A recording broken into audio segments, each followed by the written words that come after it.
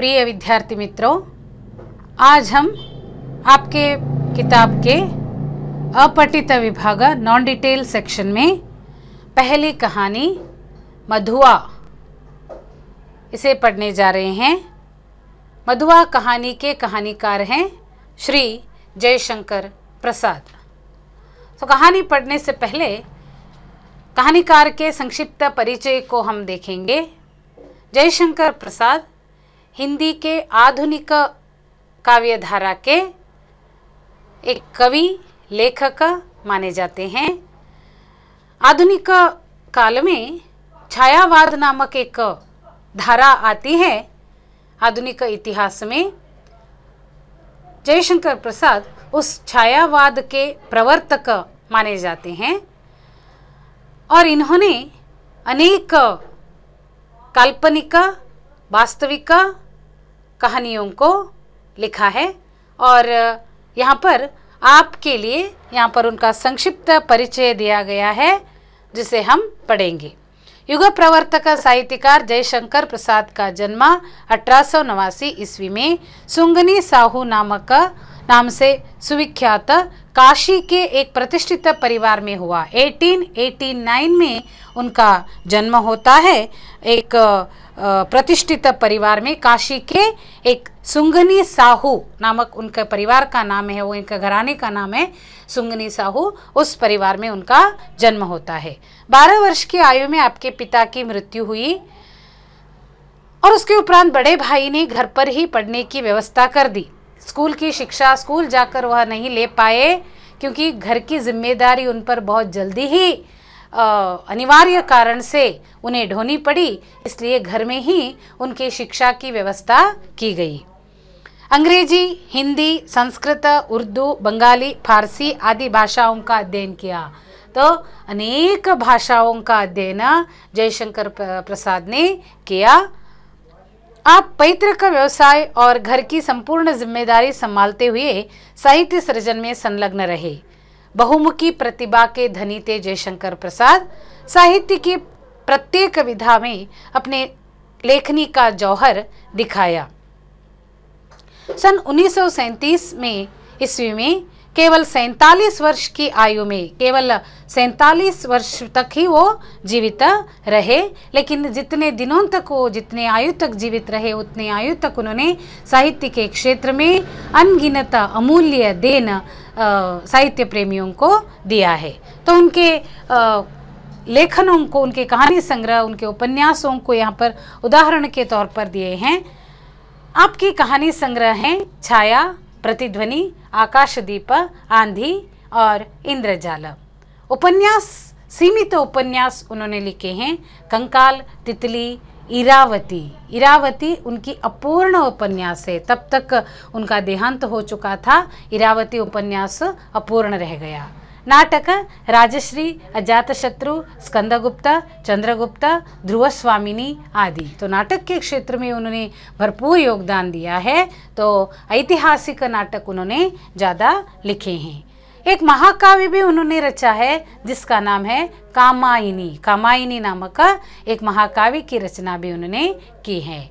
आंसू, लहर, झरना आदि आपकी महत्वपूर्ण काव्य कृतियाँ हैं। तो साहित्य के सभी विधाओं में उन्होंने काम किया है। प्रसाद जी ने एक महाकाव्य की भी रचना उन्होंने की है। तो यहाँ पर उनकी एक श्रेष्ठ कहानी मधुआ जिसे आप पढ़ने वाले हैं। यह कहानी बाल मनोवैज्ञानिक कहानी है। तो चाइल्ड साइकोलॉजी जिसे हम कहते हैं, बाल मनोवैज्ञानिक धरातल पर रची हुई कहानी। यह परत दर परत खुलती जाती है। शराबी व्यक्ति के जीवन में बालक मधुआ महत्वपूर्ण भूमिका अदा करते हैं। उसके आगमन से शराबी का जीवन सही मायने में रूपायित होता है। वह हर पल बालक मधुआ के बारे में ही सोचने लगता है। बालक के प्रेम में वह अपने जीवन को सार्थक बना लेता है। बाल मनोविज्ञान से विद्यार्थियों को परिचित कराना तथा बुराई पर अच्छाई की जीत दर्शाने के उद्देश्य से प्रस्तुत कहानी चयनित है। तो मधुआ एक बालक का नाम है। मधुआ तो ये कहानी उस बालक के इर्द गिर्द ही घूमती है, इसीलिए इस कहानी का नाम रखा है मधुआ। तो प्रत्येक मनुष्य के जीवन में उस जीवन के प्रति एक उद्देश्य, एक ध्येय या एक जिम्मेदारी, एक रिस्पॉन्सिबिलिटी प्रत्येक मनुष्य में होना चाहिए। जिस मनुष्य के जीवन में कोई रिस्पॉन्सिबिलिटी नहीं होती, जिम्मेदारी नहीं होती, जीवन का कोई उद्देश्य नहीं होता, जीवन में करने वाले कर्तव्य नहीं होते या उसको पूछने वाले नहीं होते, उसके आगे पीछे कोई पूछने वाले नहीं होते, तो उसका जीवन एक सूखे पत्ते की तरह बन जाता है। मतलब हवा जिस तरफ आती है उसी तरफ वो क्या है, बहते जाता है। मतलब अनर्थपूर्ण, निरुद्देश्य का जीवन उसका बन जाता है। तो इसीलिए प्रत्येक मनुष्य के जीवन में एक एम्बिशन, जिसे आप कहेंगे एक एम, एक उद्देश्य, एक ध्येय प्रत्येक मनुष्य के जीवन में होना चाहिए। तो यहाँ पर एक ऐसा व्यक्ति जिसके जीवन में आगे पीछे उसके कोई नहीं है, पूछने वाले कोई नहीं है, या कोई ऐसे व्यक्ति नहीं है जिसके लिए वो इंतज़ार कर रहे हैं या उसके आगमन की इंतज़ार कर रहे हैं, ऐसे कोई उसके जीवन में उद्देश्य ही नहीं है। अनर्थपूर्ण जीवन, बस भगवान ने उसका जन्म दिया है, इस धरती पर भेजा है, जी रहा है। तो ऐसा एक व्यक्ति का जो जीवन है, अनर्थपूर्ण जीवन है, उस जीवन में एक बालक का आगमन हो जाता है। वह आगमन भी क्या है, अनिरीक्षित है, अनिरीक्षित, अनएक्सपेक्टेड। तो अनिरीक्षित उस बालक के आगमन होते ही दिशाहीन इस मनुष्य के जीवन में एकदम से कुछ बदलाव आने लगते हैं, या उसको अपने जीवन में कुछ प्रश्न उठने लगते हैं। तब तक उसका जीवन क्या है, एक बिना किसी ध्येय के दिशा से चल रहा था उसका जीवन। तो एक छोटे से बालक के आगमन के बाद उसका जीवन एक दिशा पर, एक केंद्र पर जाने लगता है। तो वही बालक है मधुआ। तो वो दिशाहीन व्यक्ति कौन था और वो बालक उसके जीवन में क्यों आया, और उसके आने के बाद उसका जीवन कैसे बदल गया, इसे यहाँ पर जयशंकर प्रसाद जी ने बहुत ही सारगर्भित रीति से यहाँ पर चित्रित किया है। तो कहानी को हम पढ़ेंगे।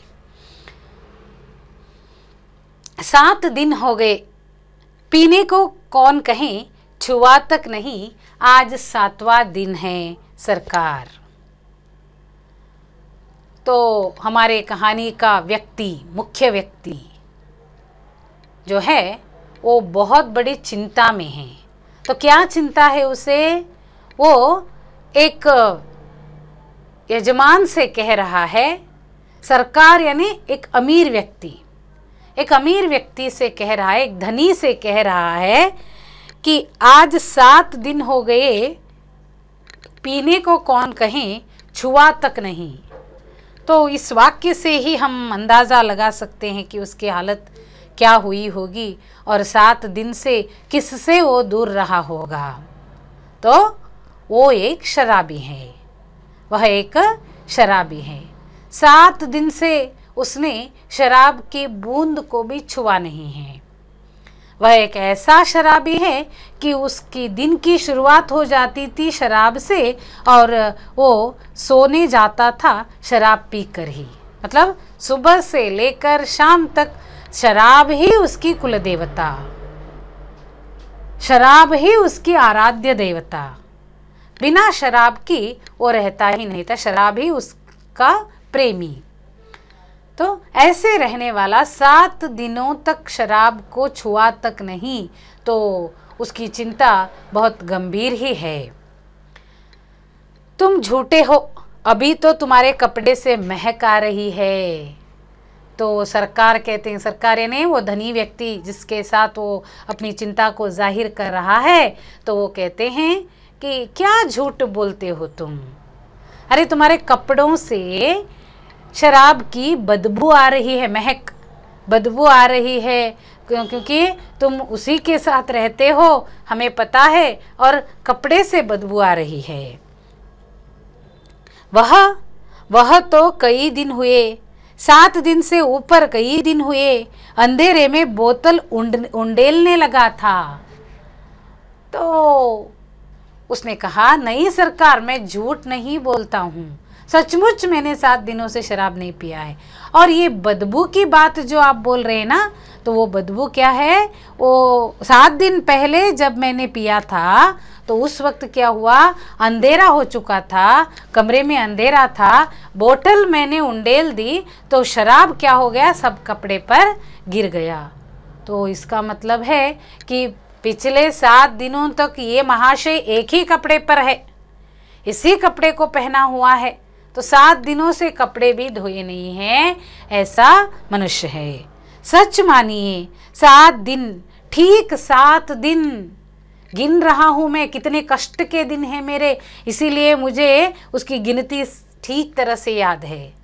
7 दिनों से मैंने एक बूंद भी पिया नहीं है, और इस बदबू को लेकर ही मैं जी रहा हूँ। शराबियों को बस क्या है, ना पिए तो कम से कम उसकी सुगंध तो आनी चाहिए, उनके लिए वो सुगंध है, तो सुगंध तो आनी चाहिए, तो इसी से मैं जी रहा हूँ सरकार। ठाकुर सरदार सिंह हंसने लगे। तो वो सरकार कौन है, ठाकुर सरदार सिंह। तो इस शराबी की बातों को सुनकर ठाकुर सरदार सिंह हंसने लगे। तो इस कहानी में हमें 2 पात्र देखने को मिले। तो पहला है शराबी, पहला पात्र है शराबी, जो 7 दिनों से एक बूंद भी उसके गले में उतरी नहीं थी, ऐसा शराबी।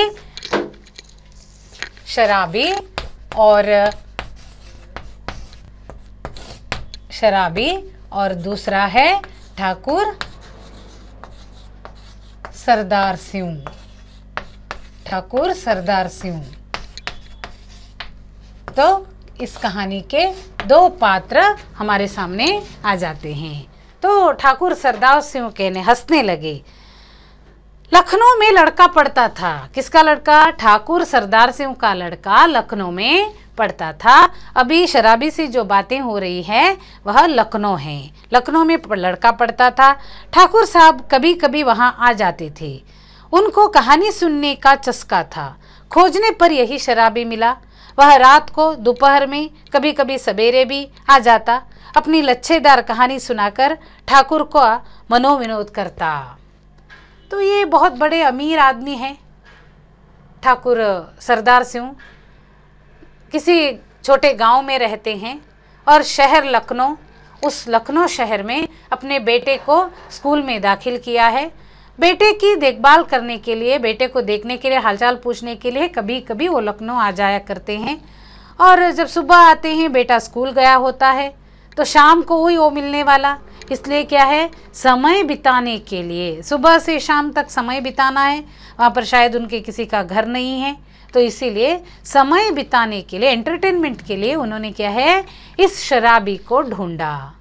और ये शराबी कैसे इनका मनोरंजन करता है कि वो इधर उधर की झूठ मूठ की कहानियाँ सुनाकर, कोई चुटकुले सुनाकर, कोई हंसी मजाक करके हुए इनका समय बिताने में मदद करता था।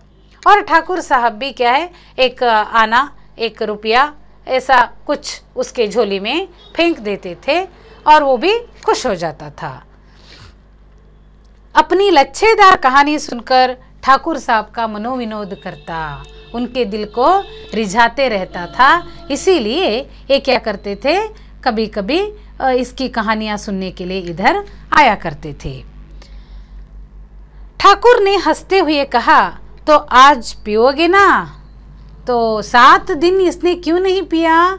7 दिन तक इसको किसी ने पैसे नहीं दिए।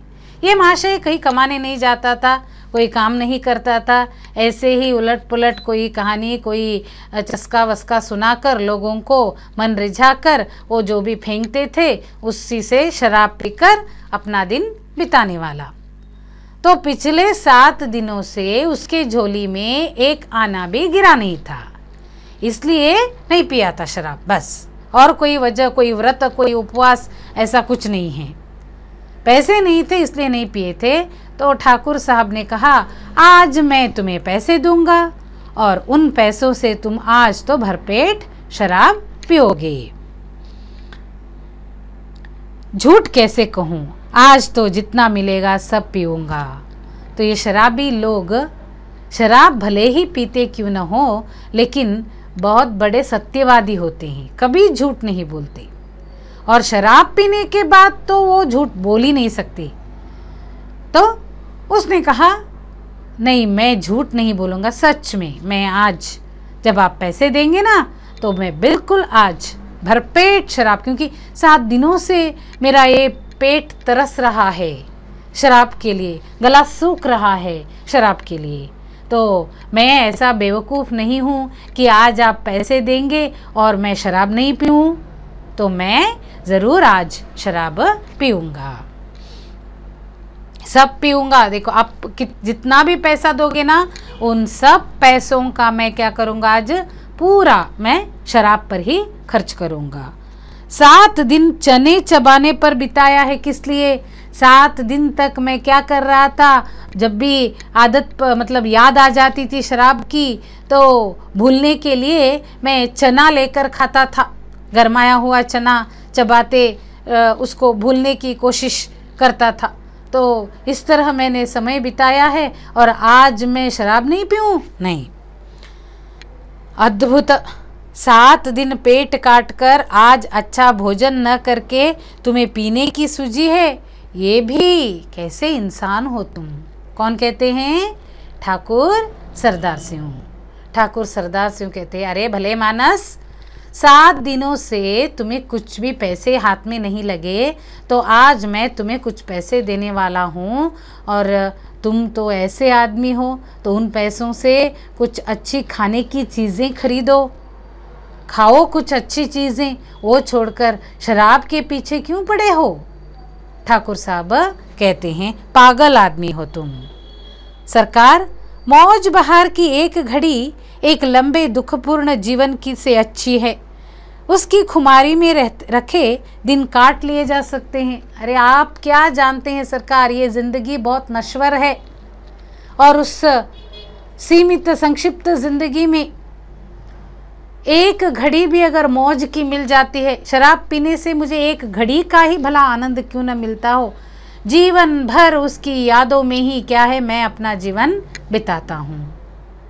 तो मुझे 7 दिनों से मैं इस एक घड़ी के लिए इंतज़ार कर रहा था और मैं क्या आज चावल खाऊं, रोटी खाऊं? नहीं, मैं शराब पीऊँगा। अच्छा, आज दिन भर तुमने क्या क्या किया है?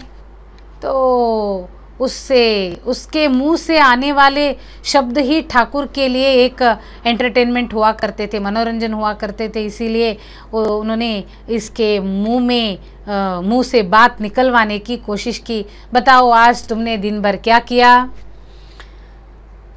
मैंने, अच्छा सुनिए, सवेरे कोहरा पड़ता था, मेरे धुआं से कंबल सा वह भी सूर्य के चारों ओर लिपटा था, हम दोनों मुंह छिपाए पड़े रहे थे।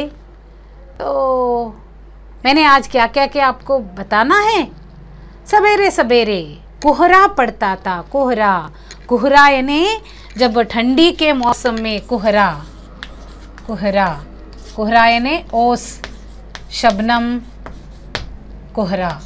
तो मतलब ठंडी के मौसम में जब शबनम गिरती है, ओस पड़ता है, तो धुंधला सा वातावरण रहता है, सामने वाले नज़ारा ठीक तरह से दिखाई नहीं पड़ता, तो उसे कहते हैं कोहरा, अस्पष्ट चित्रण।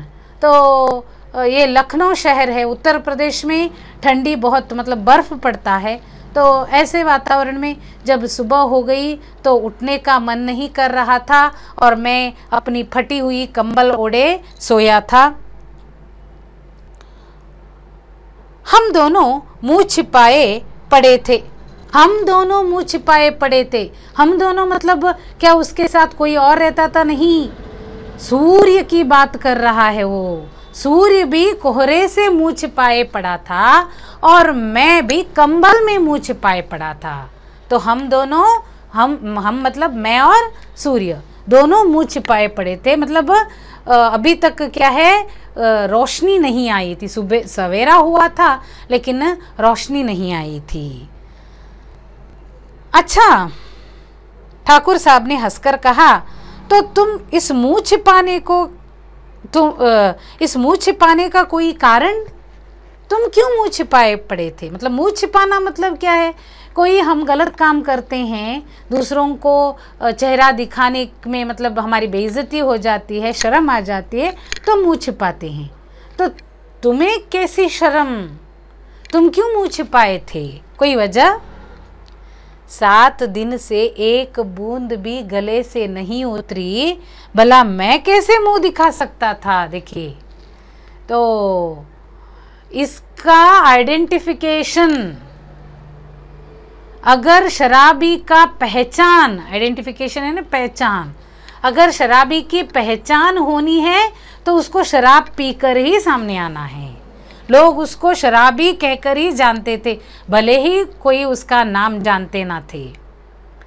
तो ऐसा शराबी 7 दिनों तक पिया नहीं है तो दुनिया वालों को कैसे मुंह दिखाएगा?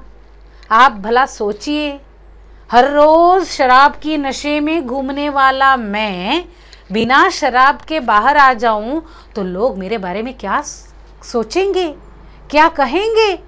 हाँ, तो ये मेरे लिए क्या है, बड़ी बेइज्जती की बात है। इसलिए मैं लोगों को मुंह दिखाने लायक नहीं था।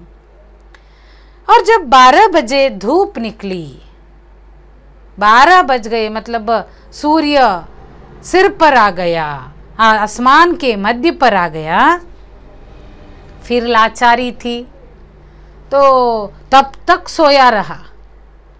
तब तक सुबह के मतलब मध्याह्न के 12 बजे तक सोया रहा। धूप परेशान कर रही थी। 12 बजे के बाद तो धूप आती ही है, तो परेशान कर रही थी। तो इसलिए लाचारी से, हेल्पलेस, विवश होकर उसे उठना पड़ा। नहीं तो वो धूप जो है चेहरे को मारता है, इसलिए उठना पड़ा। उठा, हाथ मुंह धोने के में जो दुख हुआ सरकार, वो क्या कहने की बात है। अरे मेरी दुख को आप क्या जाने, मेरी पीड़ा को आप क्या जाने, मैं हूँ बर्दाश्त किए जा रहा हूँ। हाँ, अच्छे, इतनी ठंडी पड़ रही थी और मुझे क्या है, उठने का मन नहीं था, लेकिन ये सूरज जो है अपना प्रकाश को मेरे चेहरे पर मार रहा था, इसलिए मुझे लाचार होकर उठना पड़ा।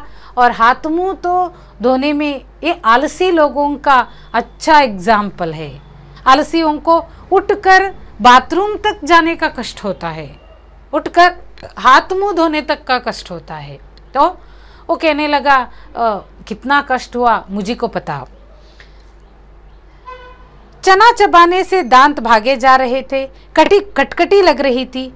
पराठे वाले के यहाँ पहुंचा, धीरे धीरे खाता रहा और अपने को सेंकता भी रहा। फिर गोमती के किनारे चला गया।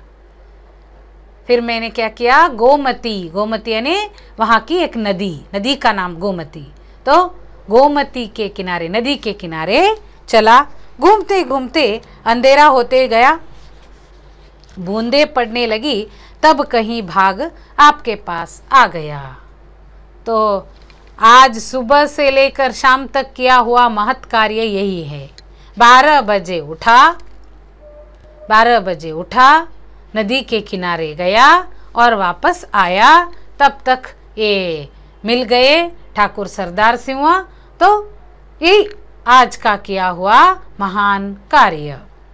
अच्छा, जो उस दिन तुमने गडरिये वाली कहानी सुनाई थी, जिसमें असफउद्दौला ने उसकी लड़की का आंचल भुने हुए भुट्टे के दाने के बदले मोतियों से भर दिया था, क्या वह सच है?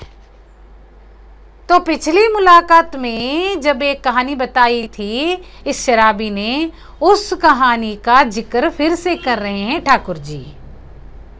कोई एक लड़की की कहानी, एक बकरी चरने वाली लड़की, और उस लड़की को असफउद्दौल नामक एक धनी आदमी ने मोतियों को इनाम के रूप में दिया था और उस लड़की को उस मोती की कीमत पता नहीं थी। वो उतनी मूर्ख लड़की थी, अज्ञानी लड़की थी। ऐसी कोई एक कहानी उसने बताई थी। क्या सचमुच वो कहानी सच है? सच? अरे वह गरीब लड़की भूख से उसे चबाकर थू थू करने लगी और रोने लगी। तो वो लड़की इतनी बेवकूफ़ थी सरकार कि उसके आंचल में उसके पल्लू में जब वो मोतियाँ उसने डाले असफुद्दौला ने, तो उस लड़की को उस वक्त मोती नहीं चाहिए थे। उसको क्या चाहिए थी? उसको खाना चाहिए था। वो भूखी थी, उसको भूख लगी थी। तो उसने सोचा ये चना है।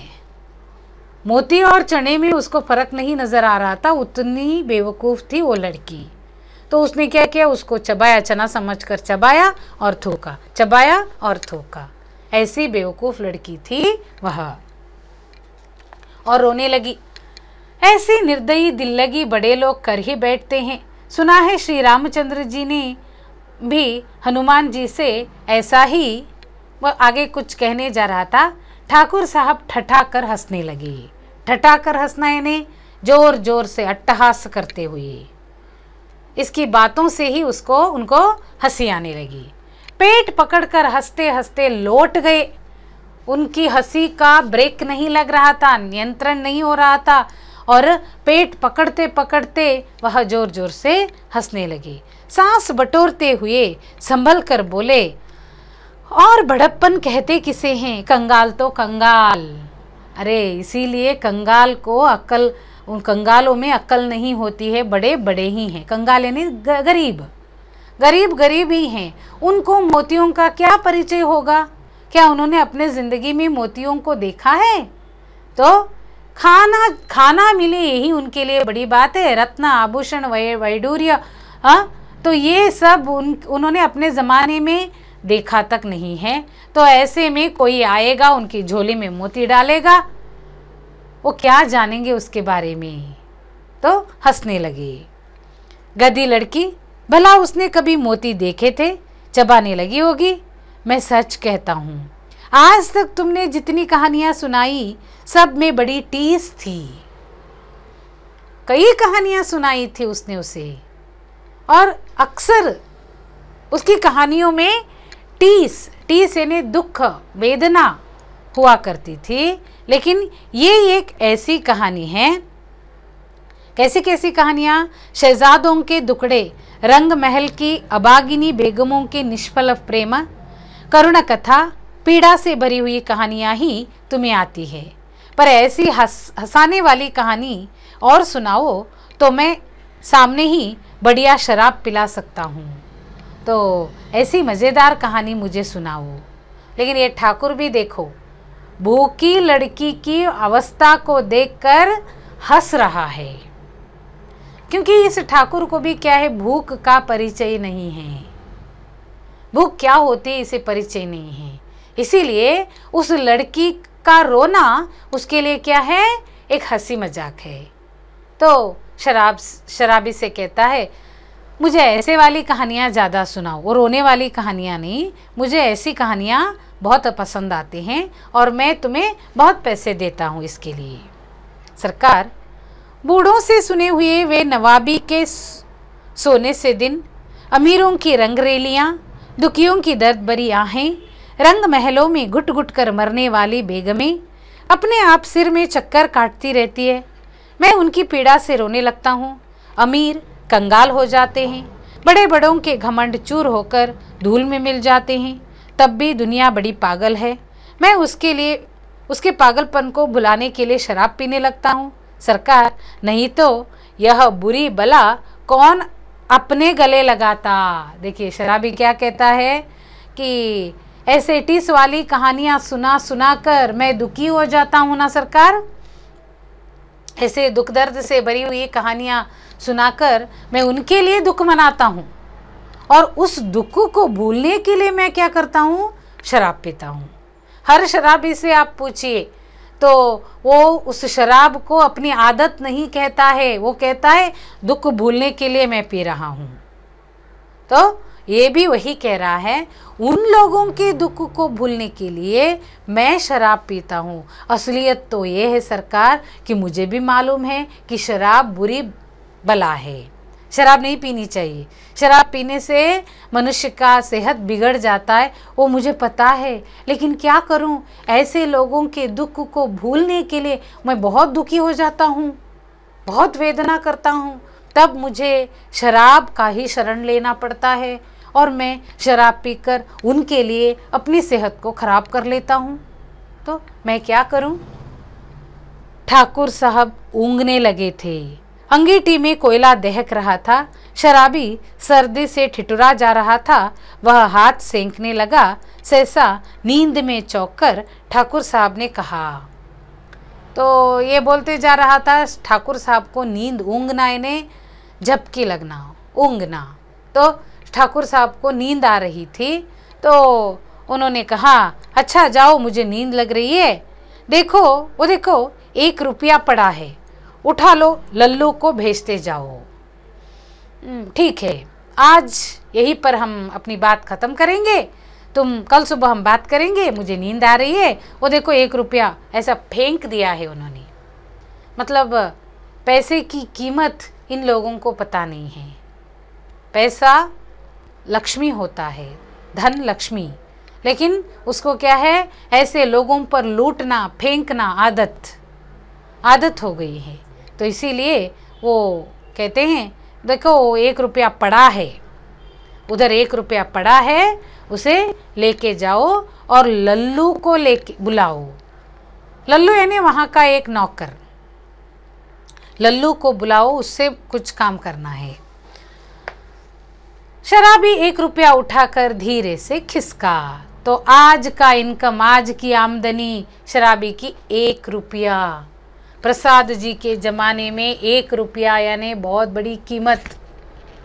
तो 1 रुपया, एक 4 बातें, झूठ मूठ की बातें बोलने के लिए 1 रुपया इसे मिल गया। पिछले 7 दिनों से उसको नहीं मिल रहे थे, वो आज मिले। चला गया शराबी। लल्लू था ठाकुर साहब का जमादार। तो और एक पात्र यहाँ पर आता है, लल्लू। लल्लू कौन है? लल्लू ठाकुर साहब का जमादार। तो लल्लू तीसरा पात्र लल्लू का। तो वह वहाँ पर आया। उसे खोजते हुए जब वह फाटक पर की बगल वाली कोठरी के पास पहुंचा तो उसे सुकुमार कंठ से सिसकने की शब्द सुनाई पड़े। तो लल्लू को बुलाने का आदेश हुआ था ठाकुर साहब से। तो लल्लू को ढूंढते ढूंढते वह उसके कमरे तक गया। तो लल्लू के कमरे से एक छोटे से बालक की सिसकने की आवाज़। सिसकना मतलब, सिसकना यानी जोर जोर से जब रोना आ जाता है तो उस रोने को कंट्रोल करने के लिए गले से आवाज़ जो आती है, हिचकी, उसको कहते हैं सिसकना। तो एक बालक, बच्चे ज़्यादा सिसकते हैं, बच्चों को ही ज़्यादा रोना आता है, ज़ोर से रोते हैं। फिर बड़ों के डांटने के बाद उसको स्टॉप करने के लिए, रोकने के लिए सिसकने लगते हैं। तो सिसका तो सुनाई शब्द, वो शब्द सुनाई पड़ा। वह खड़ा होकर सुनने लगा। अरे लल्लू के घर में से कौन बालक रो रहा है? कान दी उसने। तो सुअर रोता क्यों है? कुंवर साहब ने 2 ही लातें लगाई है। अंदर से आवाज, क्या आवाज आ रही है अंदर से? सुअर। सुअर यानी गाली, सुअर। तो सुअर रोता क्यों है? क्यों रो रहा है? 2 लातें ही मारी है ना, तो लात मारने पर रोएंगे नहीं तो और क्या, हंसेंगे? वो भी छोटा सा बालक। किसी बड़े मर्द ने लात मारी है, और वो कौन है? कुंवर साहब। कुंवर साहब, कुंवर साहब ने 2 बस लातें ही मारी है ना, 2 लात के लिए इतना रोना? वह डांट रहा है। कुछ गोली तो नहीं मारी ना तुम्हें? अरे ऐसा रो रहा है जैसे कि किसी ने गोली ही मार दी हो। कर्कश स्वर से लल्लू बोल रहा था, किंतु उत्तर में सिसकियों के साथ एक आध हिचकी भी सुनाई पड़ जा रही थी। सिसकना हिचकना सब एक ही। तो वह रो रहा था और उस बालक की कोई आवाज़ नहीं आ रही थी, बोलने की आवाज़ नहीं, सिर्फ सिसकने की आवाज़। अब और भी कठोरता से लल्लू ने कहा, मधुआ जा सो रहा, नखरा न कर, नहीं तो उठूंगा तो खाल उधेड़ दूंगा, समझा ना। ये बाहर सुन रहा है। कौन? शराबी। उसकी आवाज़, लल्लू की आवाज़, डांटने की आवाज़, बच्चे की रोने की आवाज़। तो वह उसको क्या बोल रहा है, देखो अब आवाज़ बंद की तो खैरियत है, नहीं तो मैं क्या करूँगा, तुम्हारी खाल उधेड़ दूंगा। खाल उधेड़ना मतलब खाल यानी चमड़ा, स्किन, चमड़ा, तुम्हारा चमड़ा निकाल दूंगा। देखो हाँ क्या आवाज़ें करता है। और उस बालक का नाम अब लल्लू से हमें पता चलता है। उस बालक का नाम क्या है? वही है हमारे कहानी का नायक मधुआ। वही लड़का जो रो रहा है वही है जयशंकर प्रसाद का मधुआ। तो वह लड़का रो रहा है। शराबी चुपचाप सुन रहा था। बाहर से सब सुनाई पड़ा उसे। बालक की सिसकी बढ़ने लगी। फिर उसे सुनाई पड़ा, ले अब भागता है कि नहीं, क्यों मार खाने पर तुला है। तो यही बोलते जा रहा है लल्लू।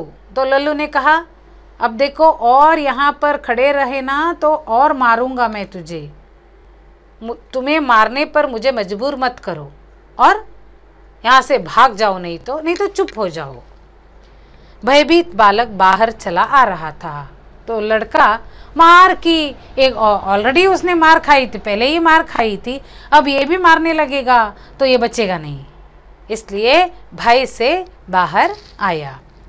शराबी ने उसके छोटे से सुंदर गोरे मुख को देखा शराबी सामने ही खड़ा है।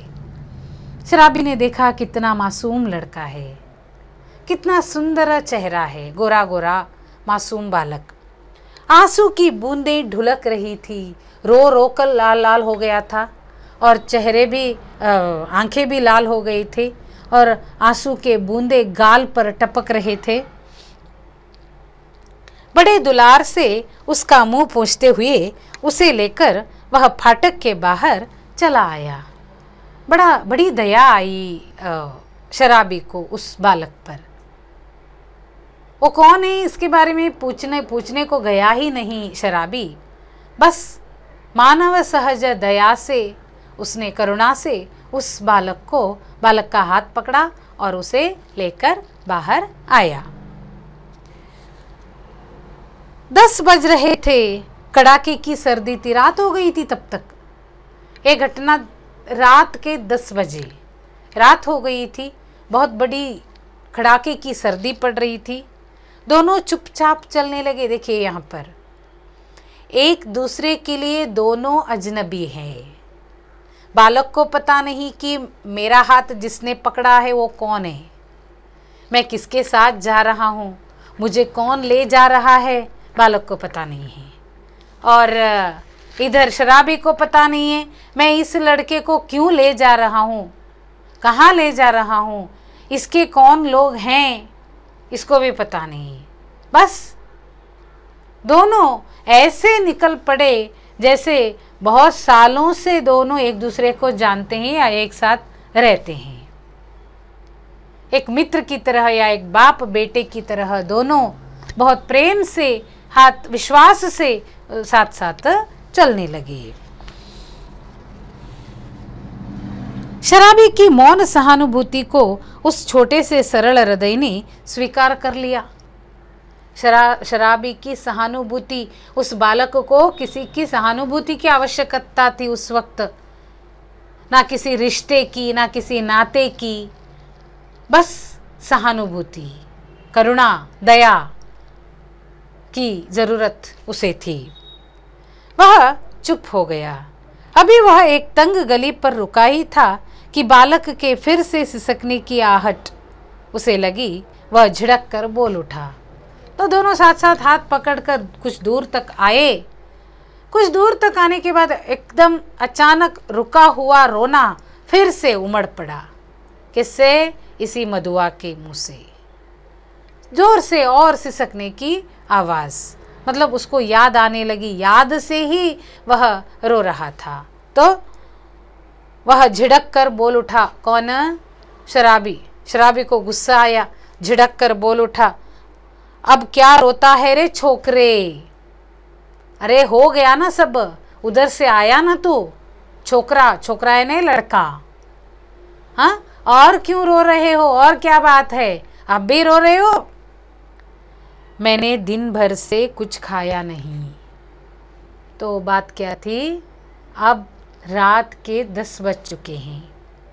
बालक एक 8-9 साल का बालक होगा। तो सुबह से कुछ नहीं खाया है, मार खाया है, बस खाना नहीं खाया है। तो रोना नहीं आएगा उसे?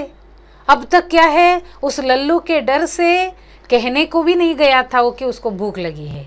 अब किसी ने उसको हाथ पकड़कर वो कोई ले गए हैं, तो उसको अपनी मन की बात, अपनी पीड़ा को कहने का धैर्य, साहस, हिम्मत हुई।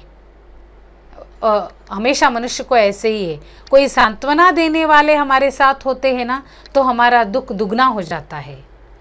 तो अब सांत्वन करने वाला या उस पर सहानुभूति करने वाला शराबी उसे मिला, तो उसने अपना दुख जाहिर किया, बताया कि मुझे अब भूख लगी है, सुबह से मैंने कुछ भी नहीं खाया है।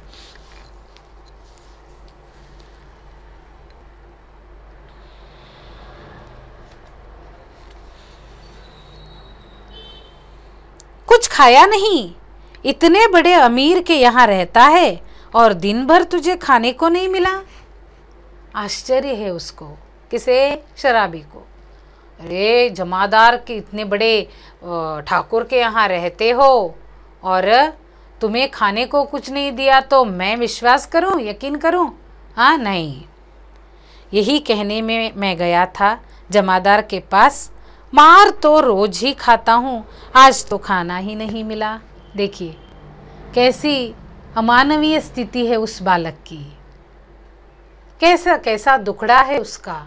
मार तो रोज ही खाता हूँ और उस मार के साथ मुझे रूखा सूखा कुछ फेंकते थे, आज सिर्फ मार, रूखा सूखा भी नहीं, कुछ भी नहीं। तो आज मेरी स्थिति बहुत शोचनीय है, मैंने आज सिर्फ मार खाए हैं, ना कि खाना।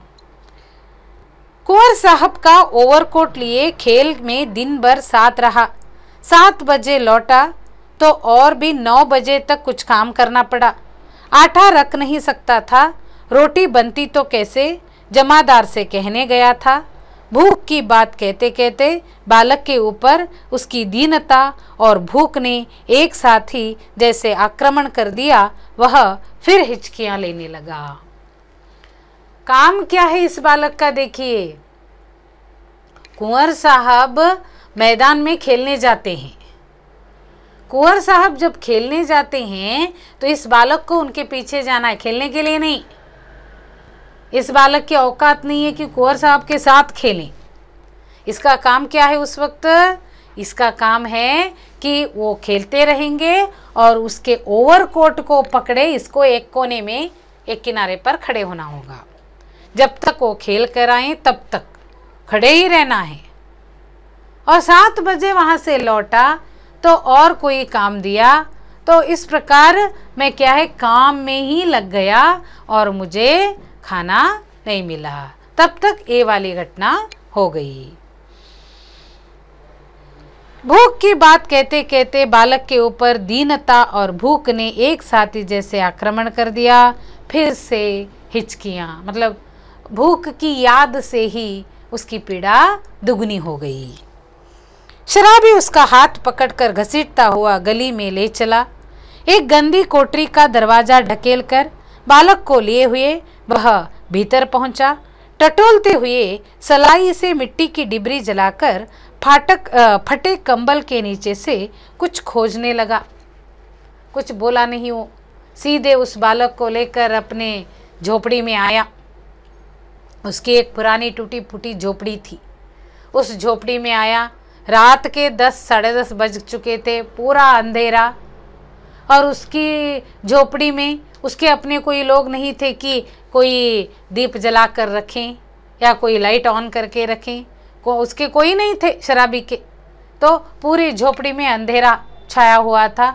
आया और सीधे लड़के को लेकर अंदर आया, टटोलते हुए। टटोलना यानी जब अंधेरा हो जाता है तो किसी चीज़ को खोजने लगते हैं तो हाथ से ऐसे ऐसे करते हैं, पूरा अंधेरा है तो टटोलना। टटोलते हुए उसने सलाई यानी दिया सलाई, दिया सलाई मतलब मैच बॉक्स। तो दिया सलाई से मिट्टी की डिबरी मतलब मिट्टी यानी खेरोस, मिट्टी का मतलब एक ऐसा बोतल वो पुराने ज़माने में हुआ करता था, उसमें मिट्टी का तेल डालकर दीप जलाते थे, केरोसिन का चिमनी, केरोसिन।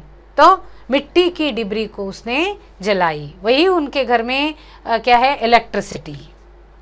उसके झोपड़ी में वही इलेक्ट्रिसिटी थी, तो मिट्टी की डिबरी जलाई, केरोसिन का दिया।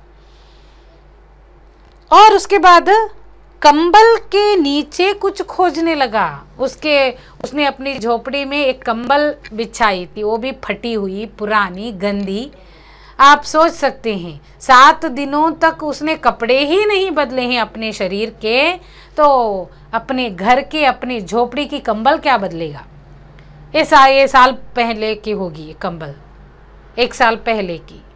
तो उसके अंदर एक पराठे का टुकड़ा उसने रखा था, पता नहीं कब रखा था। एक पराठे का टुकड़ा मिला। शराबी उसे बालक के हाथ में देकर बोला, तब तक तू इसे चबा, मैं तेरा घड़ा भरने के लिए कुछ और ले आऊं। तुम्हें भूख लगी है ना, तो तुम्हारा घड़ा यानी पेट भी एक घड़ा है, खाली होते रहता है और उसमें हम डालते रहते हैं,